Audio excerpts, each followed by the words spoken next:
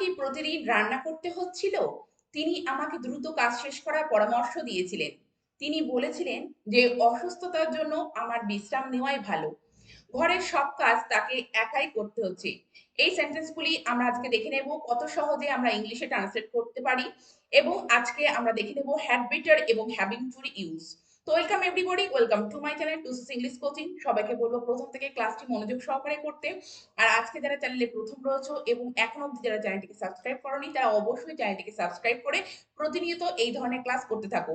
তো চলো আজকে ক্লাস শুরু করা যাক। আজকে প্রথম সেন্টেন্সটি কি রয়েছে আমরা দেখে নিই, এবং হ্যাড বেটার এবং হ্যাভিং টু ইউজ শিখে নিই। তো প্রথম সেন্টেন্সটি কি রয়েছে দেখো, খুব বৃষ্টি হচ্ছে, এখন বাইরে না যাওয়াই ভালো। তো সেন্টেন্সটি প্রথমে আমরা কিভাবে বলবো একটু দেখে নিই। It is raining heavily, you had better not go outside now. It is raining heavily, you had better not go outside now. দেখো খুব বৃষ্টি হচ্ছে বলতে ইট ইজ রেনিং হেভিলি, এবং এখানে দেখো এখন বাইরে না যাওয়াই ভালো। তো সাবজেক্ট কি করছে, যে কোনো কিছু সাজেস্ট করছে বা অ্যাডভাইস দিচ্ছে কোনো পার্টিকুলার সিচুয়েশনে, যে তোমার এখন এটা না করাই ভালো। তো এই ক্ষেত্রে আমরা কিন্তু হ্যাড বেটার ইউজ করব, এবং যেহেতু এখানে না যাওয়াই ভালো, সেহেতু আমাদের হ্যাড বেটার নট ইউজ করতে হবে। এবং এখানে খেয়াল রাখবে যে নট শব্দটা আমরা যখন নেগেটিভ সেন্টেন্সে লিখবো তখন হ্যাড নট বেটার নয়, কিন্তু had better not.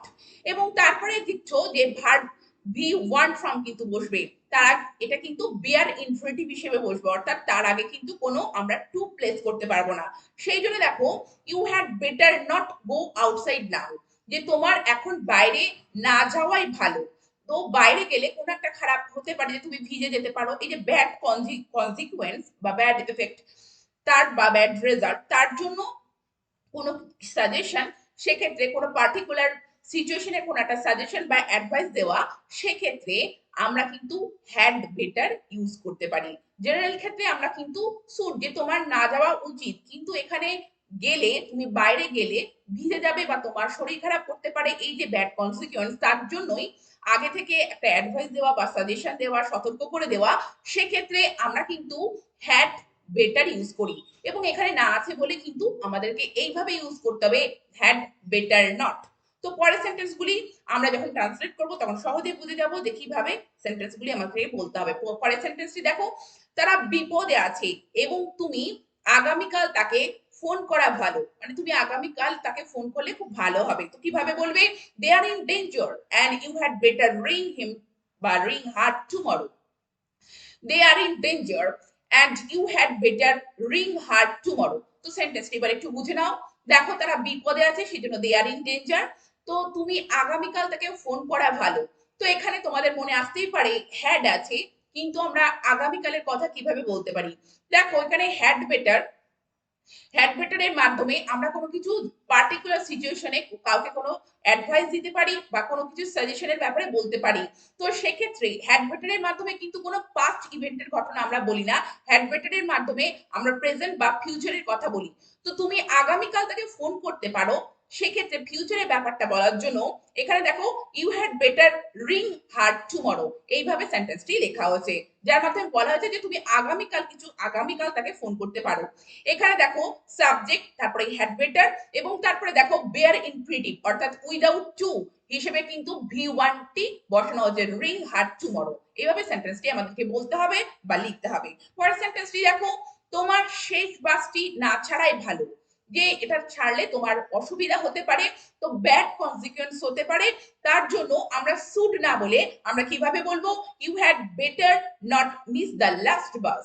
You had better not miss the last bus, অর্থাৎ তোমার শেষ বাসটি না ছাড়াই ভালো।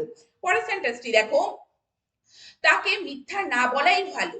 তো কিভাবে সেন্টেন্সটি বলবে, you had better not lie to her. You had better not lie to her. দেখো মিথ্যা না বলাই ভালো, সেক্ষেত্রে হ্যাড বেটার নট, আমরা এই ধরনের নেগেটিভ সেন্টেন্সের ক্ষেত্রে আমরা কিন্তু হ্যাড নট বেটার এইভাবে বলতে পারবো না, আমাদেরকে এইভাবে বলতে হবে হ্যাড বেটার নট। তো you had better not lie to her, তোমার তাকে মিথ্যে কথা না বলাই কিন্তু ভালো। পরের সেন্টেন্সটি দেখো, পরীক্ষায় উত্তীর্ণ হওয়ার জন্য তোমার বইটি ভালোভাবে পড়া উচিত। তো দেখো কোনো পার্টিকুলার সিচুয়েশনে, যে পরীক্ষায় উত্তীর্ণ হওয়ার জন্য তোমার বইটি ভালোভাবে পড়া উচিত, কিভাবে বলবে, you had better You have better read the book thoroughly to crack the exam. You had better read the book thoroughly to crack the exam. দেখো had better এর পরে read a v1 from টি বসানো হয়েছে যে তোমার ভালোভাবে পড়া কিন্তু এটা উচিত, না হলে কি হবে এক্ষেত্রে তুমি পাস না করতেও পারো, তো ব্যাড কনসিকুয়েন্স হতে পারে, সেই জন্য আমরা শুড না ইউজ করে হ্যাড বেটার ইউজ করে সেন্টেন্সটিকে বলবো। পরের সেন্টেন্সটি দেখো, আপনি পার্সেল পাঠানোর আগে তাকে জানানো কি ভালো ছিল না, কিভাবে বলবে? এক্ষেত্রে দেখো had not you better inform him before sending the parcel, had not you better inform him before sending the parcel। তো যখন এক্ষেত্রে দেখো এটা ইন্টারোগেটিভ সেন্টেন্স, ইন্টারোগেটিভ সেন্টেন্সের ক্ষেত্রে আমরা কিন্তু হ্যাড নট লিখতে পারি, কিন্তু দেখো আগের সেন্টেন্সটি নেগেটিভ সেন্টেন্স, সেক্ষেত্রে কিন্তু আগের সেন্টেন্সটি হ্যাড বেটার নট, কিন্তু যখন আমরা ইন্টারোগেটিভ সেন্টেন্স লিখবো তখন কিন্তু আমরা হ্যাড নট এইভাবে লিখতে পারি যে had not you better inform him before sending the parcel, parcel পাঠানোর আগে কি তাকে জানানো ভালো ছিল না, এইরকম ভাবে কিন্তু আমরা হ্যাড বেটার কে ইন্টারোগেটিভ সেন্টেন্সে ইউজ করতে পারি। পরের সেন্টেন্সটি দেখো, তোমার কি তাকে তোমার অতীত সম্পর্কে অকপটে বলা ভালো না, তো সেন্টেন্সটি কিভাবে বলবে? had not you better tell him your past frankly, had not you better tell him your past frankly। তো দেখো যেহেতু এটা ইন্টারোগেটিভ সেন্টেন্স, সেক্ষেত্রে হ্যাড নট প্রথমেই প্লেস করা হয়েছে এবং তারপরে দেখো সাবজেক্ট, তারপরে বেটার, তো হ্যাড নট ইউ বেটার, তারপরে দেখো v1 ফর্ম অর্থাৎ টেল হিম ইওর ফার্স্ট ফ্র্যাঙ্কলি, এইভাবে কিন্তু আমাদের সেন্টেন্সগুলিকে বলতে হবে। পরের সেন্টেন্সটি দেখো, তিনি আমাকে দ্রুত কাজ শেষ করার পরামর্শ দিয়েছিলেন, কিভাবে বলবে? he said that I had better hurry to finish the work, he said that I had better hurry to finish the work। তো তিনি আমাকে দ্রুত কাজ শেষ করার পরামর্শ দিয়েছিলেন। তো দেখো এখানে যখন আমরা কোনো একটি সেন্টেন্স, আমরা কোন একটি সেন্টেন্স কিভাবে বলবো যে ইনডিরেক্ট স্পিচে বলবো, তখন রিপোর্টিভ ভার্বটি যদি পাস্টেও থাকে সেক্ষেত্রে হ্যাড বেটারে কোনো চেঞ্জ হবে না, আমরা হ্যাড বেটারই প্লেস করতে পারি। তো দেখো এখানে কিন্তু এই হ্যাড বেটারই প্লেস করা হয়েছে, that I had better hurry to finish the work, এইভাবে কিন্তু সেন্টেন্সটি বলতে হবে। পরের সেন্টেন্সটি দেখো, তিনি বলেছিলেন যে অসুস্থতার জন্য আমার বিশ্রাম নেওয়া ভালো, কি হবে? he said that I had better take rest for my illness, he said that I had better take rest for my illness। তো দেখো তিনি বলেছিলেন, তো এখানে হি সেড, তো সেড এর জন্য কিন্তু দেখো এখানে হ্যাড বেটারে কোনো চেঞ্জ হয়নি, আমরা সেইভাবে হ্যাড বেটারই লিখতে পারি। তো তিনি বলেছিলেন যে যে আমার কি অসুস্থতার জন্য বিশ্রাম নেওয়াই ভালো, তো একটা সাজেশন বা একটা অ্যাডভাইস, সেই জন্য দেখো had better take rest for my illness, এইভাবে কিন্তু সেন্টেন্সটি আমাদেরকে বলতে হবে বা লিখতে হবে। পরের সেন্টেন্সটি দেখো, এবার আমরা শিখবো যে হ্যাভিং টু এর ব্যবহার। দেখো হ্যাভ টু বা হ্যাজ টু বা হ্যাড টু এর মাধ্যমে আমরা কি আমরা বোঝাই, এটা আমরা বুঝতে পারি যে আমাদের কোনো কিছু কাজ করতে হয়, যে হি হ্যাজ টু গো দেয়ার, তাকে সেখানে যেতে হয়, কিন্তু কোনো কিছু তাকে যেতে হচ্ছে বা করতে হচ্ছে, সেক্ষেত্রে আমরা যখন সেটিকে কন্টিনিউয়াস টেন্সে লিখবো, সেক্ষেত্রে হচ্ছে তাকে করতে হচ্ছে বোঝাতে আমাদের কিন্তু হ্যাভিং টু ইউজ করতে হবে। তো ঘরের সব কাজ তাকে একাই করতে হচ্ছে, এই সেন্টেন্সটি আমরা কিভাবে বলবো? She is having to do all her household chores alone, she is having to do all her household chores alone.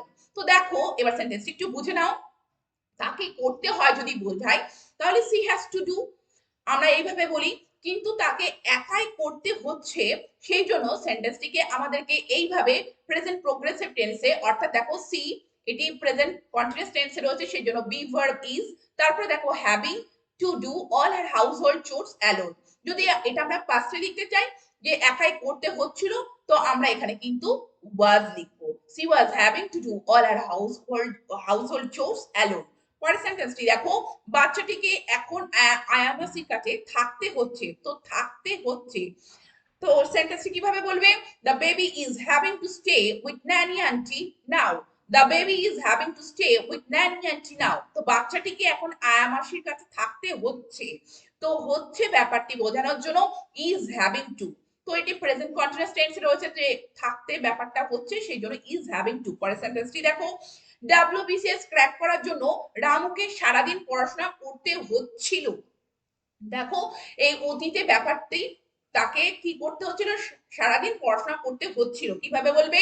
Ramu was having to study through out the day to crack WBCS. Ramu was having to study throughout the day to crack WBCS. তো দেখো করতে হচ্ছিল বোঝাতে was having to, তাকে করতে হয়েছিল বোঝালে had to হতো, কিন্তু যেহেতু কাজটি চলছিল সেই জন্য দেখো was having to। পরের সেন্টেন্সটি দেখো, মিহির বাবুকে আর প্রতিদিনের পরিশ্রম করতে হচ্ছে না। এবার না বোঝাতে আমরা কিভাবে সেন্টেন্সটিকে বলবো, Mihir babu is not having to do daily drudgery anymore. Mihir babu is not having to do daily drudgery anymore. তো দেখো যখন করতে হচ্ছে না বোঝাবো তখন ইজ নট হ্যাভিং আমাদেরকে কিন্তু এইভাবে সেন্টেন্সটিকে বলতে হবে। পরের সেন্টেন্সটি দেখো, তাকে কি প্রতিদিন 12 ঘন্টা কাজ করতে হচ্ছে। এবার সেন্টেন্সটি কিন্তু ইন্টারোগেটিভে রয়েছে, তো আমরা কিভাবে বলবো, করতে হচ্ছে এবং সেন্টেন্সটি ইন্টারোগেটিভে রয়েছে, তো সেন্টেন্সটি এইভাবে বলতে হবে, is he having to work 12 hours a day. Is he having to work 12 hours a day. তো দেখো করতে হচ্ছে, তাকে কি করতে হচ্ছে সেই জন্য কিন্তু বি ভার্বটি প্রথমে আমরা রেখেছি, তারপরে দেখো is he having to work 12 hours a day, এইভাবে সেন্টেন্সটিকে বলতে হবে। পরের সেন্টেন্সটি দেখো, তাকে কি প্রতিদিন রান্না করতে হচ্ছিল। তো দেখো সেন্টেন্সটি দেখো, was he having to cook every day. Was he having to cook every day.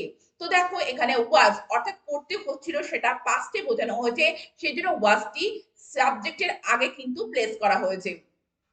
এবার যদি প্রতিদিন রান্না, তাকে কি প্রতিদিন রান্না করতে হচ্ছিল না, সেখানে was not she having to cook every day, এইভাবে কিন্তু সেন্টেন্সটি আমরা বলতে পারি।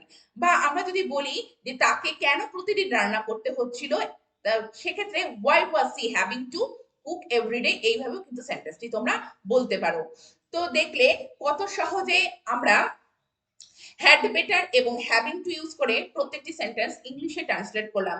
তো এই ধরনের সেন্টেন্স তোমরা অবশ্যই ইংলিশে বলার চেষ্টা করো একে অপরকে, আর এই ধরনের ক্লাস প্রতিনিয়ত করতে থাকো। Thank you very much, thank you for watching this video.